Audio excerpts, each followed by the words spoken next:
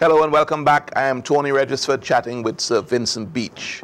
Sir Vincent, Sir James and the NDP spent a long time in power, a long time in government, I should say rather.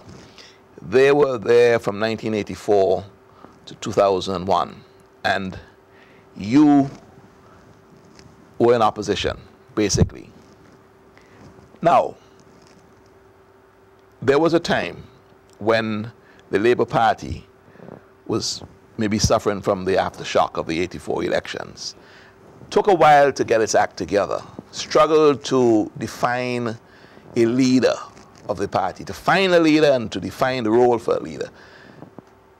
You were featuring very prominently as... I don't know if we really had any problem finding a leader.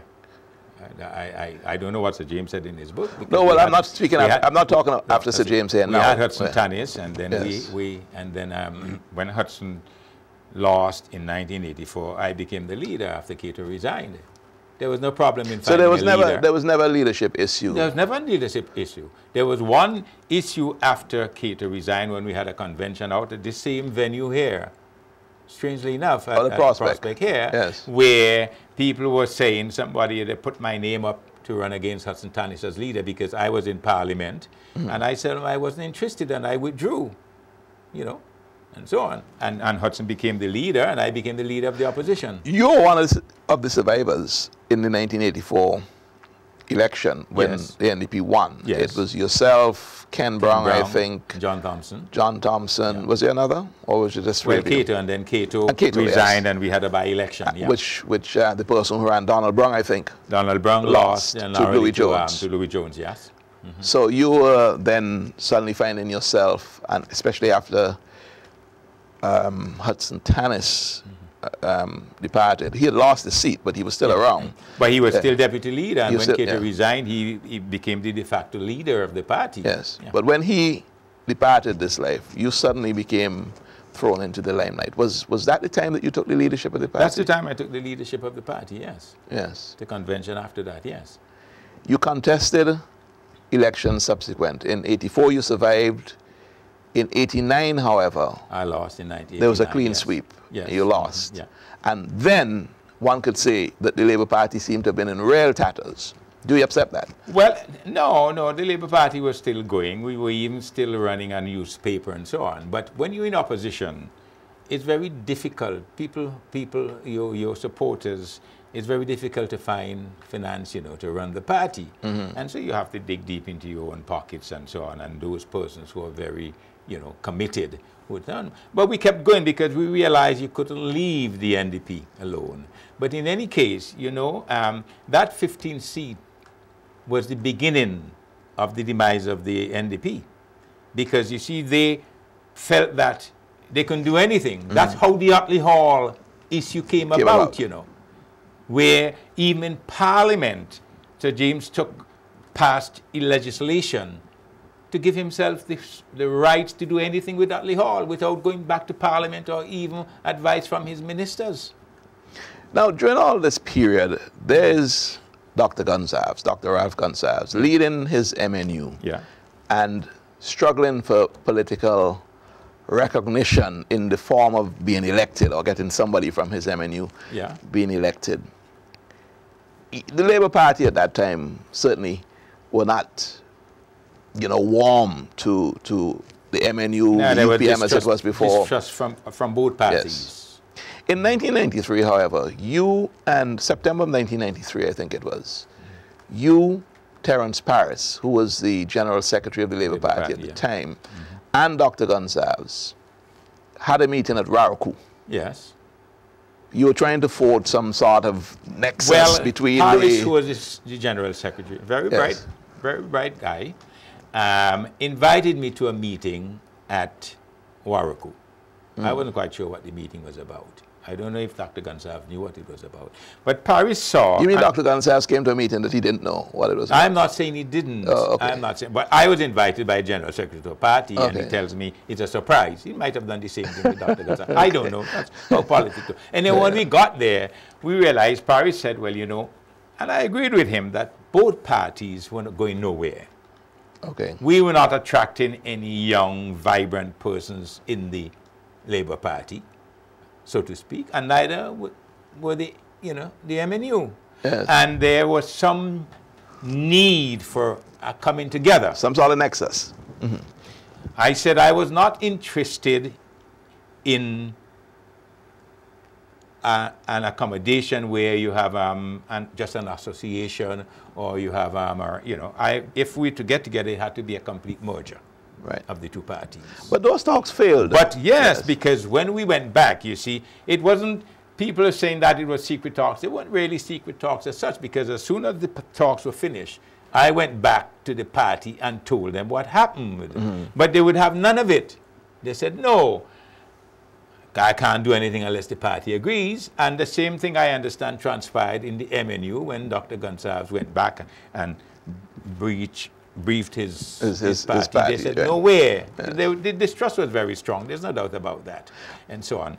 And more than that, our policies at the time did not converge. Right. So that killed it. But 4 months later, yes, Othniel Sylvester led a group of concerned citizens and again forged talks with Labour and the MNU. Now, these seem to have been more fruitful, and in fact, you came up with an arrangement, because here it was, there was a, this is 1994, or heading into 1994 anyway, there's a pending election, an election due. I think the elections were called. Or maybe even called. Yeah, right. And in any case, Parliament was dissolved. Yes. Yeah. And 4 months after that, September. Yeah. I think then, Othniel, I think, and the other persons who were there maybe saw the need, because the NDP was running rampant, you know, in this country and doing a whole lot of nonsense and so on. And people felt then, well, people are seeing what is happening, and you have to put aside your differences for the good of the country. I had no problem with that. And I think the MNU as well had no problem. Anyhow, they were, I can't remember all the persons here. I have it in my archives. So what was the arrangement? You came up with an arrangement. Well, it was too late for the two parties to merge. But what we would do, we would have an affiliation where MNU would run a certain number of members, and they would say who they were, and the Labour Party would run a certain number of members. The sticking point came for North Central, where, if you might remember, Dr. Gonsalves and I... Yeah, it was a three-way fight, because it was you, Dr. Gonsalves. And you hear that they're knocking all the time about you can't play a statement that Dr. Gonsalves has made about me, you can't play test cricket with a coconut bat and so on. Fine. But that was agreed, and the sticking point came, who should move from North Central, because I still had the majority of support in North Central. Because you remember in the last election, I lost by 95 votes, and Jonathan, because it was a three-way fight, Jonathan Peters won. It was a minority win, but it was a win. He got 39% of the votes. Exactly. Actually, he won with 39% of the votes. 39% of the votes, yes, exactly. And I think maybe I would have got maybe around 40, 41 or something like that. I'm not quite sure. Anyhow, so in the end, I decided, well, the country comes first, and I think I can win, because regardless of what you hear people saying, I was still very popular. That I can go down to South Windward, and I have to hand it, and we have to be grateful to Robbie Fitzpatrick, who was the candidate at the time. So he gave way to you. He gave way to me. And so on. I came down, and well, the rest is history. You know what happened. We're coming to the end of this section, but you brought up something I want to touch on. Dr. Gonsalves actually says that during the period, I think he said 1979 to 89, he was your political opponent. And to put it in his words, he made some penchant critiques of you. One of them you just mentioned about going to... but who in the political arena, who is it that does not make these kind of remarks? I have said things about Dr. Gonsalves. Yeah. He felt that, well, I was not big enough or intelligent enough. What he says, well, yeah, because he's saying you can't play, play but that's test all cricket right. with a coconut bat. He's saying that you're not ready for the bigger game. But this is in politics. Was It that doesn't matter. You remember what happened with Yes. Pope John 23rd? Nobody wanted him as Pope. And he came in as a kind of a compromise candidate, but he did more to